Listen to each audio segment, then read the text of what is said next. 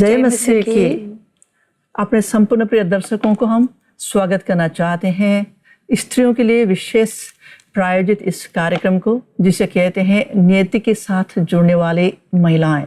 इस कार्यक्रम के आज के इस सत्र में हमारे साथ हमारे बीच सुशीला और मंदिरा है। हम आप दोनों को स्वागत करना चाहते हैं इस कार्यक्रम में और आप सभी लोगों को भी धन्यवाद। तो हम इस समय पिछले हफ्ते हम कुछ विषय पर चर्चा कर रहे थे इसी कार्यक्रम के अंतर्गत। तो मैं दर्शकों को जानने के लिए, उन्हें समझाने के लिए, उन्हें याद दिलाने के लिए एक बार मैं आप दोनों के साथ ये पूछना चाहती हूँ कि पिछले हफ्ते हम किस विषय पर चर्चा कर रहे थे? कोई बता सकता है? जी, पिछले हफ्ते हम रानी एस्तर के बारे में देख रहे थे कि कैसे उन्होंने उपवास करके वो राजा के सामने गई अपने जाति को बचाने के लिए। बहुत ही अच्छा। आज के इस सत्र में हम इस बात पर चर्चा करेंगे कि जैसे इस कार्यक्रम में हम पूरे जो यहूदी जाति थे उनके विरुद्ध में किस प्रकार से एक योजना तय की गई ताकि उनको पूरी तरह से ख़त्म कर दिया जाए। हम उस विषय के बारे में हम चर्चा करेंगे। उसके साथ ही हम ये भी चर्चा करेंगे कि रानी एस्तर ने किस तरह से इस योजना को विफल कर दिया। बिल्कुल, ये तो बहुत अच्छा विषय है। जी, बहुत ही बिल्कुल अच्छा विषय है। तो आइए हम इस समय एस्तर की पुस्तक में से निकाल लेते हैं। एस्तर की पुस्तक 3 अध्याय का पहले 2 वचन को हम पढ़ने जा रहे हैं। एस्तर की पुस्तक अध्याय 3 के 1 और 2 पद। इन बातों के बाद राजा श्रेयस ने अगागी हमदत्ता के पुत्र हामान को उच्च पद दिया और उसको महत्व देकर उसके लिए उसके साथी हाकिमों के सिंहासनों से उच्च सिंहासन ठहराया। और राजा के सब कर्मचारी जो राजभवन के फाटक में रहा करते थे, वे हामान के सामने झुककर दंडवत किया करते थे, क्योंकि राजा ने उसके विषय ऐसे ही आज्ञा दी थी। परंतु मोर्दकाई ना तो झुकता था और ना उसको दंडवत करता था।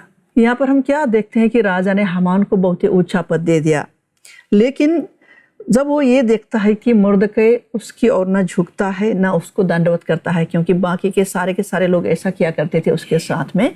ये राजा की आज्ञा थी कि सभी लोगों को, सभी प्रजाओं को उसके सामने झुकना चाहिए, उसे दंडवत करना चाहिए। लेकिन मुर्दकै ये दोनों बातें उसके आगे कभी नहीं करता था। तो इसीलिए जो हामान है वो बहुत ही गुस्से से भर उठता है और वो गुस्से से चूर होकर के उसको नष्ट करने की योजना बनाता है। अगर हम 8 पद देखते हैं तो कैसे हामान एक योजना बनाया और राजा को मना लिया। 8 पद से 11 तक पढ़ते हैं। और हामान ने राजा श्रेयस से कहा, तेरे राज्य के सब प्रांतों में रहने वाले देश देश के लोगों के मध्य में एक तितर बितर और चिटकी हुई एक जाति है, जिसके नियम और सब लोगों के नियमों से भिन्न है और वे राजा के कानून पर नहीं चलते। इसलिए उन्हें रहने देना राजा का लाभदायक महत्व नहीं है। यदि राजा को स्वीकार हो तो उन्हें नष्ट करने की आज्ञा लिखी जाए और मैं राजा के भंडारियों के हाथ में राज भंडार में पहुंचाने के लिए 10,000 किकार चांदी दूंगा। तब राजा ने अपनी अंगूठी अपने हाथों से उतारकर अगागी हमदत्ता के पुत्र हामान को, जो यहूदियों का बैरी था, दे दिया। और राजा ने हामान से कहा, वह चांदी तुझे दी गई है और वे लोग भी, ताकि तू उनसे जैसा तेरी जी चाहे वैसा ही व्यवहार करे। यहाँ पर हामान कितना निर्दयी दिखाई देता है। सिर्फ दंडवत ना करने की वजह से उसी के, लेकिन उसकी पूरी जाति को नष्ट करने के लिए सोचा। जी, हम देखते हैं कि कैसे उसने यहूदियों को ख़त्म करने के लिए चांदी स्वयं दे दिया। तो जब आप ये बता रही थी तो मुझे एक वचन याद आया, हम उसे भी देखते हैं। यशायाह की पुस्तक 54 अध्याय के 16वें पद। जी, मैं पढ़ती हूँ। यशायाह 54 अध्याय के 16वें पद। सुन, एक लोहार कोयले की आग धोत कर इसके लिए हथियार बनाता है, वह मेरा ही सृजा हुआ है। उजाड़ने के लिए भी मेरी ओर से एक नाश करने वाला सृजा गया है। और उसी के साथ नीति वचन की पुस्तक भी है। नीति वचन की पुस्तक 16वें अध्याय के 4वें पद। दर्शकों, आप भी हम लोगों से एक ही साथ वचन पढ़ सकते हैं। नीति वचन 16वें अध्याय के 4थे पद। तो मैं उसे भी पढ़ना चाहूंगी। यहोवा ने सब वस्तुएं विशेषकर उद्देश्य के लिए बनाई है, वरन दुष्ट को भी विपत्ति भोगने के लिए बनाया है। आपने बिल्कुल ही सही वचन को पढ़ा है। कितना अद्भुत ये वचन है। यह वचन तो बिल्कुल ही मुझे लगता है कि हामान से मेल खाता है और यहाँ पर ये सोचने वाली बात है कि वो इतना गुस्सैल था, वो इतना स्वाभिमानी था कि उसके आगे जो मुर्दकई था वो नहीं झुका और ना उसको दंडवत किया। सिर्फ इसके लिए उसने पूरी जाति को नष्ट करने की एक योजना बनाई और 10,000 की कर चांदी तक भी वो देने के लिए तैयार हो गया। मतलब बहुत ही ज़्यादा पैसा है वो उस समय के हिसाब से। वो इतना ज़्यादा पैसा वो इसलिए देना चाहता था ताकि जो व्यक्ति उसे पसंद न आए वो ही नहीं सिर्फ मगर उसकी पूरी जाति खत्म होने पाए। जी, ये सिर्फ अद्भुत ही ना होकर ये अचंभित भी करने वाली वचन है। सही, क्योंकि अगर हम किसी को पसंद नहीं करते तो हम उससे ही बैर रखते हैं। जी, लेकिन यहाँ पर हम हामान के एक चरित्र को देखते हैं कि उसे मुर्दकाई पसंद नहीं था क्योंकि मुर्दकाई उसके सामने नहीं झुकता था। लेकिन उसके बदले सिर्फ मुर्दकाई को ही सजा देने के बदले उसने क्या किया कि उसने सारी यहूदियों को मारने की षड्यंत्र रचा। बहुत ही भयंकर बात है ये ना उसके हिसाब से कि वो बहुत ही दुष्ट था, इतना भयंकर बुरा विचार वाले व्यक्ति था कि किसी भी प्रकार से किसी की भलाई सोचना बहुत ही दूर की बात थी, है ना। सच में ये कुछ अलग है। अगर हम इस पाठ में देखते हैं उससे थोड़ा सा आगे के और हम देखते हैं तो हम यहाँ पर क्या देख पाते हैं कि राजा ने मुहर लगा करके क्या कर दिया कि उन्होंने एक समाचार को सारे प्रांतों की ओर भेज दिया और भेज करके ये बता दिया कि जिस प्रकार से भी जहीं कहीं पर भी यहूदियों वहाँ पर है उनको एक दिन या एक तय समय पर उनको मार डाला जाए। तो इस तरह से जैसे ये समाचार चारों ओर गया, हम यहाँ पर क्या देखते हैं कि मुर्दकई के साथ साथ सारे यहूदियों ने उन्होंने वस्त्र फाड़ कर, टाट पहनकर और राख डाल करके नगर के मध्य जा करके वो बड़े ऊंचे और दुख भरे स्वर में वो क्या करने लगे, चिल्लाने लगे, परमेश्वर को पुकारा करने लगे।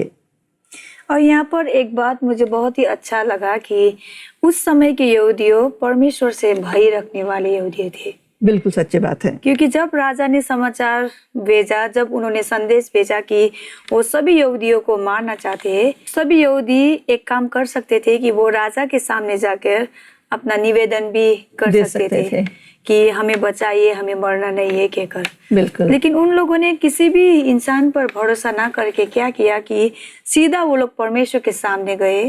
और जैसे हम पढ़ते हैं कि उन लोगों ने वस्त्र फाड़कर, टाट पहनकर और राख डालकर, तो ये जो शब्द यहाँ पर प्रयोग हुआ है इसका मतलब है कि उन लोगों ने पश्चाताप किया। हाँ, उन्होंने अपने मनों को फिराया और परमेश्वर के रूप पुकारा करने लगे। बिल्कुल। और सीधा परमेश्वर के सामने जाकर उन लोगों ने परमेश्वर से विनती की। तो ये कितना अद्भुत है कि वो लोग सच में परमेश्वर का भय मानते थे और परमेश्वर को सर्वप्रथम स्थान देते थे उन लोगों के जीवन में। बिल्कुल सच्ची बात है। और सबसे अच्छी बात ये है कि उन लोगों को प्रभु पर भरोसा भी था और प्रभु उन्हें जरूर छुड़ाएंगे। जी, वो कैसे? क्योंकि मुर्दकै ने रानी एस्तर से कहा था कि अगर तुम राजा से जाकर के विनती न करो तो किसी भी तरह प्रभु हमारे और हमारे जातियों को उधार तो कहीं ना कहीं से वो दे ही देंगे, किसी न किसी का उपयोग करके। यह 4 अध्याय का 13वें और 14वें वचन में इस तरह से लिखा गया है। यहाँ पर जैसे मैं इस वचन को पढ़ रही थी तो यहाँ पर मैंने क्या पाया कि उन दिनों में एक ऐसा प्रचलन था कि हर कोई राजा के सामने नहीं जा सकता था उन दिनों में जब राजा अपने रानी तक को ना बुलाएं। तो यहाँ पर एस्तर कहती है कि 30 दिन हो गए हैं, मुझे भी राजा ने कोई भी निमंत्रण नहीं दी, मुझे भी नहीं बुलाया गया है। तो अगर ऐसे में मैं उनके पास में चली जाऊं तो राज्य का एक प्रावधान ऐसा है कि वो ये मुझे मार डालेंगे। मतलब अगर राजा क्रोधित हो गया तो समझो कि सब कुछ खत्म हो गया। तो राजा किसी भी उनके जो भी गार्ड्स थे, उनको जो भी सुरक्षाकर्मी थे, उनको मार डालने की आज्ञा दे देते थे। तो रानी एस्तर ने ये कहा मुर्दकै से कि मुझे भी तो बुलावा नहीं आया है, तो अगर मैं जाऊं फिर भी ये बहुत बड़ी एक जोखिम भरी बात है। तो यहाँ पर हम मुर्दकै को ये कहते हुए सुनते हैं कि तुम ये मत समझो कि तुम राजमहल में हो तो इसलिए तुम बचा ले जाओगे और बाकी के सारे कुछ खत्म हो जाएंगे। परमेश्वर कहीं ना कहीं किसी न किसी हिसाब से हमारे उद्धार की योजना तो बनाएंगे ही। हम यहाँ पर 4 अध्याय के 13 और 14वें वचन को पढ़ते हैं। आइए हम पढ़ें इस वचन को। तब मुर्दकै ने एस्तर के पास ये कहला भेजा, तू मन ही मन ये विचार न कर कि मैं ही राजभवन में रहने के कारण और सब यहूदियों में से बची रहूंगी, क्योंकि जो तू इस समय चुपचाप रहे तो और किसी न किसी उपाय से यहूदियों का छुटकारा और उद्धार तो हो ही जाएगा। परंतु तू अपने पिता के घराने समेत नष्ट होगी। क्या जाने तुझे ऐसे ही कठिन समय के लिए राजपद मिल गया हो। उन लोगों का विश्वास प्रभु में दृढ़ है और वे जानते थे कि प्रभु उन्हें बचा लेंगे। जी, और यहाँ पर सबसे बड़ी बात हम ये जान पाते हैं कि इतने कष्ट से भरे समय में भी उन लोगों ने परमेश्वर पर विश्वास रखा।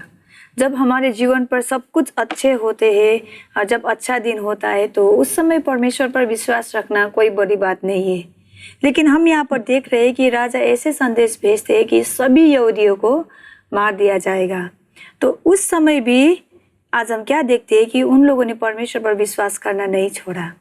तो जब मैं ये देख रही थी, मनन कर रही थी, तो मुझे भजन संहिता 50वें अध्याय के 15 पद याद आया। हम सभी एक बार पढ़ेंगे वो वचन। भजन संहिता 50वें अध्याय के 15 पद।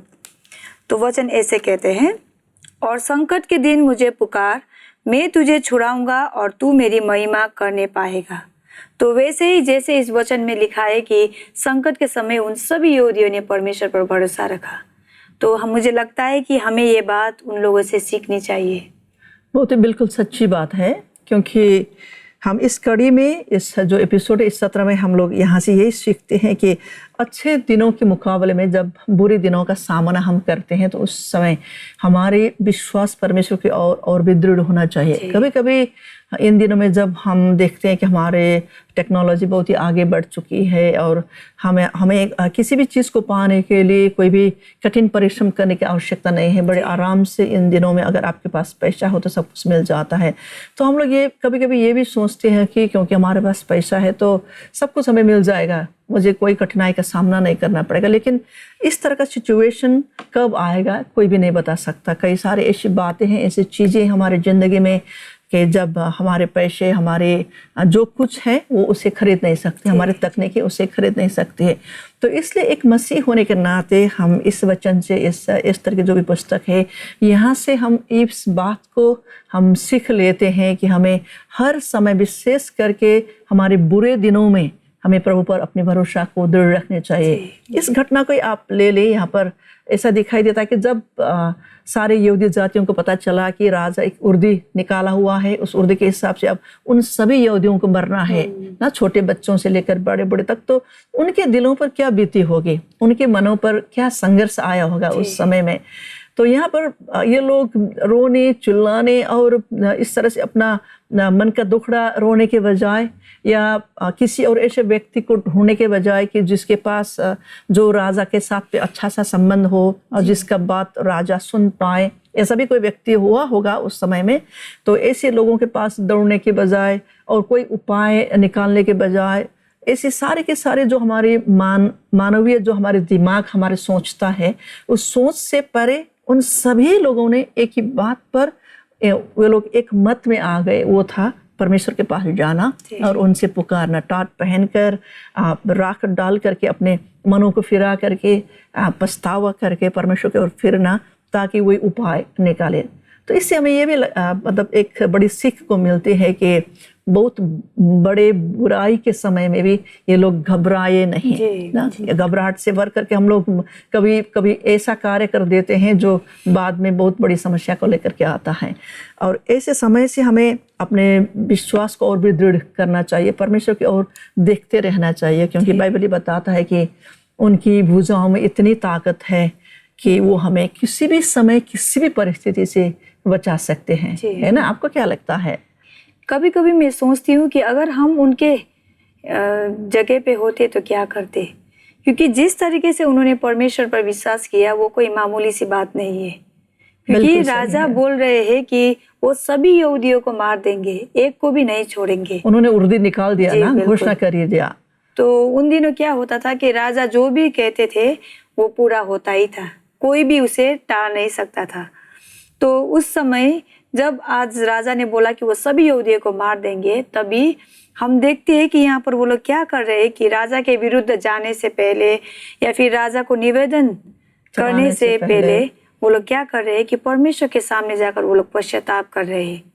तो ये बहुत ही अच्छी बात है और मुझे लगता है कि पता नहीं हम ऐसा कर पाएंगे या नहीं, लेकिन आज जब हम ये स्टडी कर रहे थे तो हमारे पास एक बहुत ही अच्छा उदाहरण है तो बिल्कुल। हम ये उदाहरण को हमें अपने जीवन पे लागू जरूर करना चाहिए। तो ये बहुत ही अद्भुत बात है कि उन दिनों में ऐसे समय में भी उन सारी की सारी जाति मिल करके सिर्फ परमेश्वर को उन्होंने पुकारा, और इस बात पर किसी का कोई भी दूसरा मत नहीं था। क्योंकि इन दिनों में हम देखते हैं कि कोई भी 2 या 3 व्यक्ति को एक मत पर आने के लिए बहुत मुश्किल होता है। एक अपना मत निकालता है, दूसरा अपनी राय को बोलता है, तो उसे ये लगता है कि मेरा ही राय सही है, उसका मैं क्यों सुनूं, मैं उससे बड़ा ज़्यादा अच्छा सोचता हूँ। तो उस समय सभी लोगों को एक ही मन और एक ही चित्त होकर के परमेश्वर के सामने आना भी ये बहुत बड़ी उदाहरण और एक शिक्षा हमारे लिए प्रदान करता है।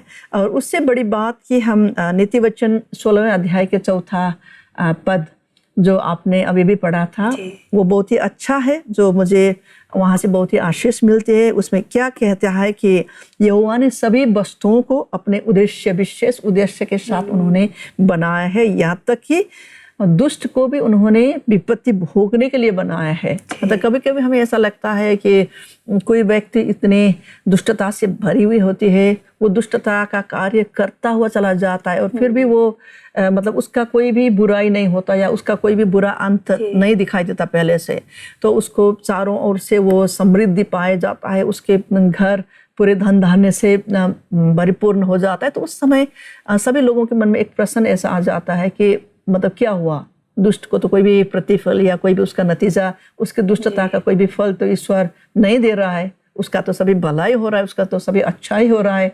तो कई बार हम लोग ऐसा सोच करके ये देखते हैं कि दुष्टता करने से भी, दुष्ट बातों को करने से भी कोई फर्क नहीं पड़ेगा, क्योंकि उसको कोई भी परिणाम बहुत जल्द मिलने वाला नहीं।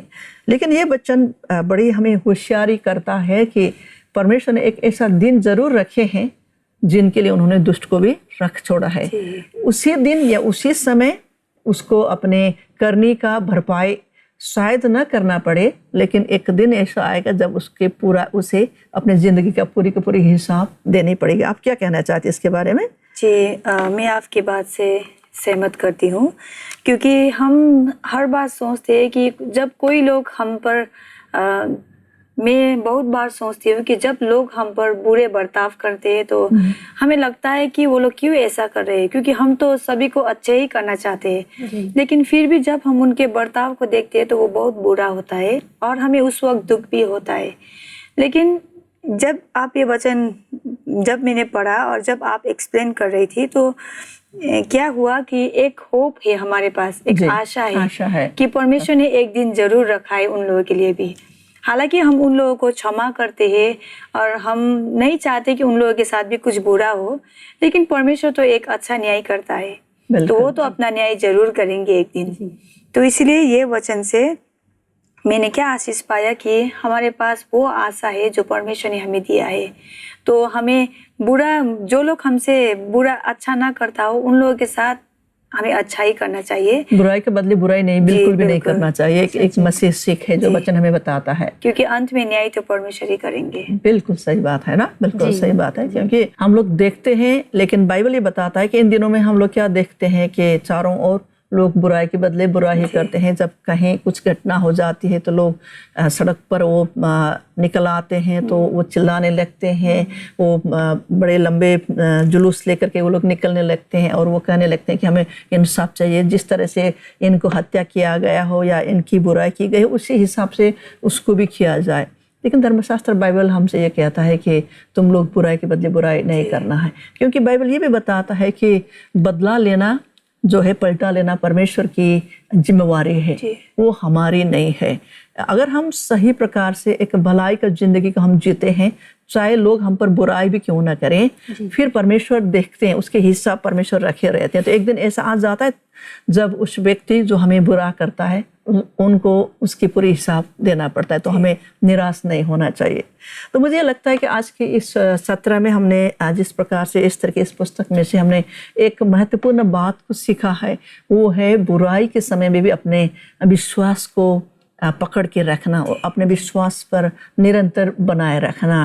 क्योंकि इन अंत के दिनों में जब हम देखते हैं कि चारों ओर सिर्फ बुराई की घटना हो रही है और अच्छा समय आने का संभावना बिल्कुल समाप्त सी हो गई है। अभी हम इस समय देख पा रहे हैं कि चारों ओर कई सारे देशों में अकाल फैला हुआ है, क्योंकि धर्मशास्त्र बाइबल की भविष्यवाणी तो पूरा होगी ही, जो ये कहता है कि अंत के दिनों में बहुत बुरा समय आएंगे जहां हम अकाल देखते हैं, एक दूसरे के बीच में युद्ध को देखते हैं, एक संप्रदाय के लोग दूसरे संप्रदाय के विरोध में ये लोग लड़ाई करते हैं, संघर्ष करते हैं, जो जिन बातों को हम हमारे देश के अंदर ही होते हुए इन घटनाओं के द्वारा देख पा रहे हैं कि जैसा एक सांप्रदायिक जो एक हिंसा है वो थोड़ा बढ़कर इन दिनों में दिखाई दे रहा है। तो ये सारी की सारी बातें इसलिए हो रही है क्योंकि परमेश्वर के वचन में ये सभी बातें लिखी गई है।